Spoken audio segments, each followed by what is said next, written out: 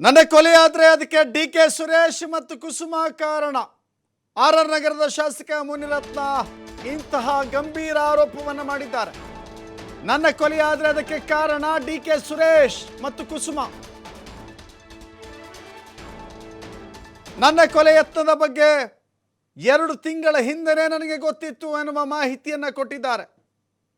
ನನಗೆ ಭದ್ರತೆ ಕೊಡಿ ಅಂತ ಹೇಳಿದ್ರು ಕೂಡ ನನಗೆ ಭದ್ರತೆ ಕೊಟ್ಟಿಲ್ಲ. ಇದು 100 ಜನ ಪೊಲೀಸರ ಇವತ್ತು 100 ಜನ ಪೊಲೀಸರ ಭದ್ರತೆಯನ್ನು ಕೊಡಲಾಗಿತ್ತು. ಮೊದಲೇ ಮಾಹಿತಿ ಇದ್ದಿದ್ದರಿಂದ ಪೊಲೀಸರು ಭದ್ರತೆಯನ್ನು ಕೊಟ್ಟಿದ್ದಾರೆ. ರಾಜೀನಾಮೆ ನೀಡಿದರೆ ಜೀವ ಉಳಿಯುತ್ತೆ ಅಂತ ಬೆದರಿಕೆ ಬಂದಿದೆಯಂತೆ. ಚುನಾವಣೆ ಮಾಡಿ ಕುಸುಮ MLA ಆಗಿ ಆರ್.ಆರ್. ನಗರದಲ್ಲಿ ಗೆಲ್ಲಬೇಕು. ಅದಕ್ಕಾಗಿಯೇ ಮುನಿರತ್ನ ಅಲ್ಲಿಂದ ಜಾಗ ಖಾಲಿ ಮಾಡಬೇಕು. ಇದು ಮುನಿರತ್ನ ಅವರೇ ಹೇಳ್ತಿರುವಂಥ ಹೇಳಿಕೆಗಳಿವೆಲ್ಲವೂ ಕೂಡ. ಹಾಗಾದರೆ 2 ತಿಂಗಳ ಹಿಂದೆ ಭದ್ರತೆ ಸರ್ಕಾರ ನಿರಾಕರಿಸಿತ್ತಾ? ತಮಗೆ ಪ್ರಾಣ ಜೀವ ಬೆದರಿಕೆ ಇದೆ ಎಂದ ಮೇಲೆ ಜೀವ ಬೆದರಿಕೆಯ ಬಗ್ಗೆ ಶಾಸಕ ಮುನಿರತ್ನ ದೂರು ಕೊಟ್ಟಿದ್ರಾ? Forget about BJP, forget about Congress. ಒಬ್ಬ ಎಲೆಕ್ಟೆಡ್ ರೆಪ್ರೆಸೆಂಟೇಟಿವ್ ನೀವು, ಜನರಿಂದ ಆಯ್ಕೆಯಾಗಿದ್ದಂಥ ಜನಪ್ರತಿನಿಧಿ ನೀವು. ನಿಮಗೆ ಜೀವ ಬೆದರಿಕೆ ಇದೆ, ಇತ್ತು, ಭದ್ರತೆ ಕೊಟ್ಟಿಲ್ಲ ಅಂದರೆ ಯಾವ ಹಂತಕ್ಕೆ ಹೋಗಿ ತಲುಪುತ್ತೆ ಇದು?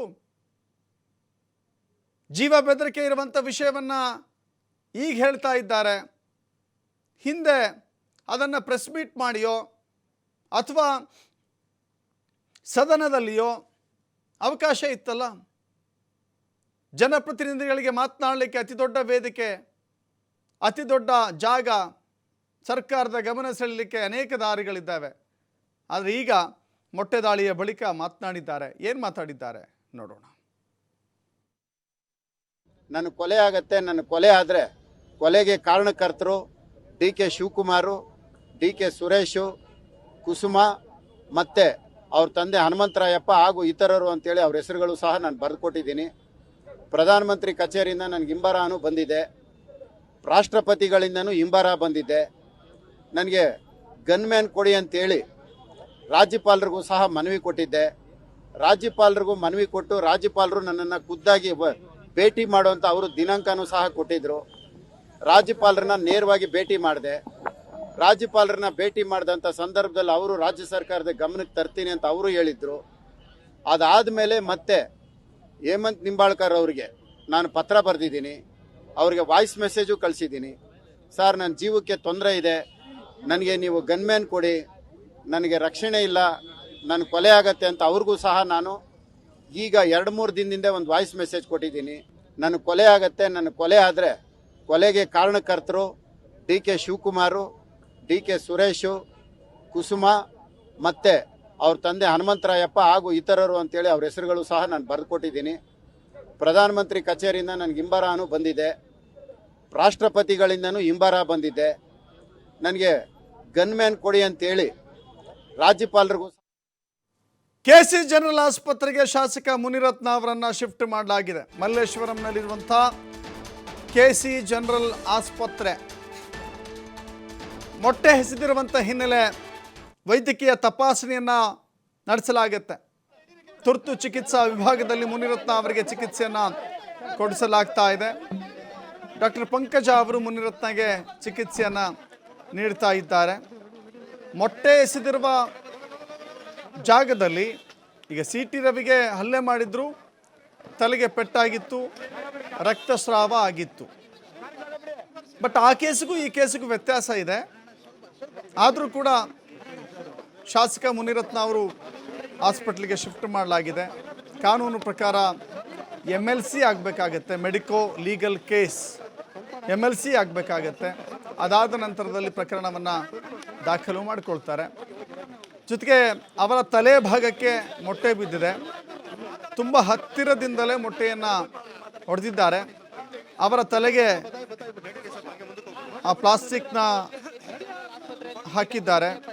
ಯಾಕೆಂದರೆ ಮೊಟ್ಟೆ ಈಗಾಗಲೇ ಬಿದ್ದಿದೆ, ಮತ್ಯಾವುದೇ ರೀತಿಯ ಸಮಸ್ಯೆ ಆಗಬಾರ್ದು ಅನ್ನೋ ಕಾರಣಕ್ಕಾಗಿ ಅವರ ತಲೆಗೆ ಒಂದು ಕವಚವನ್ನು ಹಾಕಲಾಗಿದೆ. ಸೊ ಮುನಿರತ್ನ ಅವರೀಗ KC ಜನರಲ್ ಆಸ್ಪತ್ರೆಗೆ ಬಂದಿದ್ದಾರೆ. KC ಜನರಲ್ ಆಸ್ಪತ್ರೆಯಲ್ಲಿ ಚಿಕಿತ್ಸೆಯನ್ನು ಪಡೆದುಕೊಳ್ತಾರೆ. ಅದು ವೈದ್ಯಾಧಿಕಾರಿಗಳು ಹೇಳಬೇಕಾಗತ್ತೆ. ಯಾಕಂದರೆ CT ರವಿ ಪ್ರಕರಣದಲ್ಲಿಯೂ ಕೂಡ ವೈದ್ಯಾಧಿಕಾರಿಗಳು, ರಾಮದುರ್ಗದ ವೈದ್ಯಾಧಿಕಾರಿಗಳು ಅವರಿಗೆ ಪ್ರಥಮ ಚಿಕಿತ್ಸೆಯನ್ನು ಮಾಡಿದ್ರು. ಅವರಿಗೆ ರಕ್ತಸ್ರಾವ ಆಗಿತ್ತು. ಹೀಗಾಗಿ ತಕ್ಷಣವೇ ಅವರಿಗೆ ಪ್ರಾಥಮಿಕ ಚಿಕಿತ್ಸೆಯನ್ನು ಮಾಡಿದರು. ಒಂದು ಸರಳ ಪ್ರಾಥಮಿಕ ಚಿಕಿತ್ಸೆಯನ್ನು ಮಾಡಿದರು. ಈಗ ಶಾಸಕ ಮುನಿರತ್ನ ಅವರನ್ನು KC ಜನರಲ್ ಆಸ್ಪತ್ರೆಗೆ ಕರೆದುಕೊಂಡು ಬರಲಾಗಿದೆ. ಅದನ್ನು ಕ್ಲೀನ್ ಮಾಡಿ ಗಾಯ ಏನಾರು ಆಗಿದೆಯಾ, ಯಾಕೆಂದರೆ ತಲೆಗೆ ಕಂಪ್ಲೀಟ್ ವ್ಯಾಪಿಸ್ಕೊಂಡಿದೆ. ಅದು ಎಲ್ಲಿ ಯಾವ ಭಾಗಕ್ಕೆ ಬಿದ್ದಿದೆಯೋ ಆ ಭಾಗವನ್ನು ಪರಿಶೀಲನೆ ಮಾಡಬೇಕಾಗತ್ತೆ, ಚೆಕ್ ಮಾಡಬೇಕಾಗತ್ತೆ. ಕೇವಲ ಯಾಕೆಂತ ಹೇಳಿದ್ರೆ ಇಲ್ಲಿ ಅನುಮಾನಗಳು ಯಾವ ಬೇರೆ ಬೇರೆ ರೀತಿ ಕಾಣಿಸುತ್ತೆ. ಅದು ಕೇವಲ ಮೊಟ್ಟೆ ದಾಳಿ ಅಂತ ಮೇಲ್ನೋಟಕ್ಕೆ ಅನಿಸಿದರೂ ಕೂಡ ಮೊಟ್ಟೆಯ ಒಳಗೆ ಬೇರೆದ್ದೇನಾದರೂ ರಾಸಾಯನಿಕ, ಬೇರೆದ್ದೇನಾದರೂ ಲಿಕ್ವಿಡ್ ಹಾಕಿ ಅದನ್ನು ಪ್ಯಾಕ್ ಮಾಡಿ ಮೊಟ್ಟೆ ಮೂಲಕ ಹೊಡೆದಿದ್ದಾರೆ ಅಂಥ ಸನ್ನಿವೇಶಗಳು ಕೂಡ ಇರುತ್ತೆ. ಸೊ ಹೀಗಾಗಿ ಅದನ್ನು ಪರಿಶೀಲನೆ ಮಾಡಬೇಕಾಗತ್ತೆ. ಮೊಟ್ಟೆ ಎಸೆದಂಥ ಆ ಮೊಟ್ಟೆ ನಿಜಕ್ಕೂ ಕೂಡ ಒಂದು ಸಾಮಾನ್ಯ ಮೊಟ್ಟೆನಾ ಅಥವಾ ಯಾವುದಾದ್ರೂ ರಾಸಾಯನಿಕ ಮಿಶ್ರಣ ಆ ಮೊಟ್ಟೆಯಲ್ಲಿ ಸೇರಿತ್ತಾ, ಬೇರೆದ್ದೇನಾದರೂ ಹಾನಿಕಾರಕ ಅಪಾಯವನ್ನು ಉಂಟು ಮಾಡುವಂಥ ರಾಸಾಯನಿಕ ಪದಾರ್ಥಗಳ ಜೊತೆಗೇನಾದ್ರು ಇತ್ತಾ, ಅದೆಲ್ಲವನ್ನು ಕೂಡ ಚೆಕ್ ಮಾಡಬೇಕಾಗತ್ತೆ. ಇದನ್ನು ತುಂಬ ಲೈಟಾಗಿ ಕೂಡ ತೆಗೆದುಕೊಳ್ಳೋಕ್ಕಾಗೋದಿಲ್ಲ. ಆಮೇಲೆ ಇದೊಂದು ಪ್ಲ್ಯಾಂಡ್ ರೀತಿಯಲ್ಲಿ ಕಾಣಿಸ್ತಾ ಇದೆ. ಹೆಂಗೋ ಅಟಲ್ ಬಿಹಾರಿ ವಾಜಪೇಯಿ ಅವರ ಜನ್ಮ ಶತಮಾನೋತ್ಸವ ದಿನ ನಡೆಯುತ್ತೆ, ಈ ಭಾಗದ ಶಾಸಕರು ಬರ್ತಾರೆ ಅಂತ ಹೇಳಿ ಆಗಲೇ ಪೂರ್ವ ನಿಯೋಜಿತ ಕಾರ್ಯಕ್ರಮ. ಅದು ಅವರ ಕಾರ್ಯಕರ್ತರಿಗೂ ಕೂಡ ಇದು ಗೊತ್ತಿತ್ತು. ಪರ ವಿರೋಧ ಏನೇ ಇದ್ರೂ ಕೂಡ ಪ್ರತಿಯೊಬ್ಬರಿಗೂ ಕೂಡ ಸಾರ್ವಜನಿಕ ವಲಯದಲ್ಲಿ ಇದು ಮಾಹಿತಿ ಇತ್ತು, ಶಾಸಕರು ಬರ್ತಾರೆ ಅಂತ ಹೇಳಿ ಕೇಳಿ ಅವರ ವ್ಯಾಪ್ತಿಯಲ್ಲಿಯೇ, ಅವರ ವಿಧಾನಸಭಾ ಕ್ಷೇತ್ರದ ವ್ಯಾಪ್ತಿಯಲ್ಲಿಯೇ ಕಾರ್ಯಕ್ರಮ ನಡೀತಾ ಇರೋದ್ರಿಂದ ಶಾಸಕರು ಅಧ್ಯಕ್ಷತೆಯನ್ನು ವಹಿಸ್ಕೊಳ್ತಾರೆ. ಅದು ನಮ್ಮ ಪ್ರೋಟೋಕಾಲ್ ಪ್ರಕಾರ ಅವರೇ ಅಧ್ಯಕ್ಷತೆಯನ್ನು ವಹಿಸ್ಕೊಳ್ಬೇಕಾಗತ್ತೆ. ಸೊ ಹೀಗಾಗಿ ಶಾಸಕರು ಬರ್ತಾರೆ ಎನ್ನುವ ಮಾಹಿತಿಯನ್ನು ಅರಿತ ನಂತರದಲ್ಲಿ ಕಾದು ಕುಳಿತು ಈ ಮೊಟ್ಟೆಯನ್ನು ಎಸೆದಿದ್ದಾರಾ, ಕಾದು ಕುಳಿತು ಮೊಟ್ಟೆಯನ್ನು ಎಸೆದಿದ್ದಾರೆ ಅಂದರೆ ಆ ಮೊಟ್ಟೆಯಲ್ಲಿ ಏನಾದ್ರು ಬೇರೆ ಮಿಶ್ರಣಗಳನ್ನು ಸೇರಿಸಿದ್ದಾರಾ? ನೋಡಿದ್ದೀವಿ ನಾವು ಅನೇಕ ಕಡೆಗಳಲ್ಲಿ ಅನೇಕ ರೀತಿಯ ತಂತ್ರಗಾರಿಕೆಯನ್ನು ಮಾಡ್ತಾರೆ, ಕುತಂತ್ರಗಳನ್ನು ಮಾಡ್ತಾರೆ, ಅಪಾಯಕಾರಿ ರಾಸಾಯನಿಕ ಮಿಶ್ರಣಗಳನ್ನು ಸೇರಿಸ್ತಾರೆ. ಇಲ್ಲಿ ಕೂಡ ಅಂಥದ್ದೇನಾದ್ರು ಆಗಿದೆಯಾ ಅಥವಾ ಇದು ಒಂದು ಸಾಮಾನ್ಯ ಮೊಟ್ಟೆ ಅಂತ ಭಾವಿಸಬೇಕಾ, ಅದನ್ನು ಕೂಡ ಚೆಕ್ ಮಾಡ್ತಾರೆ. ಬಹಳ ಜನಕ್ಕೆ ಏನಾಗುತ್ತೆ, ಮುನಿರತ್ನ ಅವರಿಗೆ ಒಂದು ಮೊಟ್ಟೆಯಿಂದ ಹೊಡೆದಿದ್ದಾರೆ, ಒಂದು ಮೊಟ್ಟೆಯಿಂದ ಹೊಡೆದ ತಕ್ಷಣ ಆಸ್ಪತ್ರೆಗೆ ಬಂದು ಚಿಕಿತ್ಸೆ ಪಡೆಯುವಂಥದ್ದು ಏನಿರುತ್ತೆ ಅಂತ ಸಾಮಾನ್ಯವಾಗಿ ಸಾಮಾನ್ಯ ಜನ ಹಂಗೆ ಅಂದ್ಕೊಳ್ತಾರೆ. ಬಟ್ ಹಾಗೂ ಅಂದ್ಕೊಳ್ಳೋಕ್ಕಾಗೋದಿಲ್ಲ. ಯಾಕೆಂತ ಹೇಳಿದ್ರೆ ಸಾಮಾನ್ಯ ಮೊಟ್ಟೆ ಆಗಿದ್ದರೆ ಹಾಗೆ ಮನೆಗೆ ಹೋಗಿ ಸ್ನಾನ ಮಾಡಿಬಿಡೋದೇನೋ, ಆದರೆ ಇದು ಬೇರೆದ್ದೇ ಲೆವೆಲ್ಗೆ ಹೋಗುವಂಥ ಕಾರಣಕ್ಕಾಗಿ, ಜೊತೆಗೆ ಅದನ್ನು ಪರಿಶೀಲನೆಗೆ ಒಳಪಡಿಸುವಂಥ ಕಾರಣಕ್ಕಾಗಿ ಮೊಟ್ಟೆಯ ಇನ್ನಿತರ ಪದಾರ್ಥಗಳನ್ನು ತಪಾಸಣೆಗೆ ಒಳಪಡಿಸಲಾಗುತ್ತೆ. ಆ ನಂತರದಲ್ಲಿ ಎಷ್ಟೇ ಮುಂದಿನ ಕ್ರಮಗಳಿಗೆ ಹೋಗಬೇಕಾಗುತ್ತೆ. ಇಷ್ಟು ಹೊತ್ತು ಮುನಿರತ್ನ ಧರಣಿಯನ್ನು ಕೂತ್ಕೊಂಡಿದ್ದರು. ಇದೀಗ ಅವರನ್ನು ಆಸ್ಪತ್ರೆಗೆ ಶಿಫ್ಟ್ ಮಾಡಿದ್ದಾರೆ. ಪಂಕಜ ಡಾಕ್ಟರ್ ಅಂತ ಹೇಳಿ ಅವರು ಚಿಕಿತ್ಸೆ ನೋಡ್ತಾ ಇದ್ದಾರೆ. ಆ ನಂತರದಲ್ಲಿ ಯಾವುದು ಏನು ಕತೆ, ಕೇವಲ ಅದು ಸಾಮಾನ್ಯ ಮೊಟ್ಟೆನ ಅಥವಾ ಬೇರೆ ಎದ್ದ ಅಂತ ಹೇಳಿ ತಿಳಿದು ಬರುತ್ತೆ.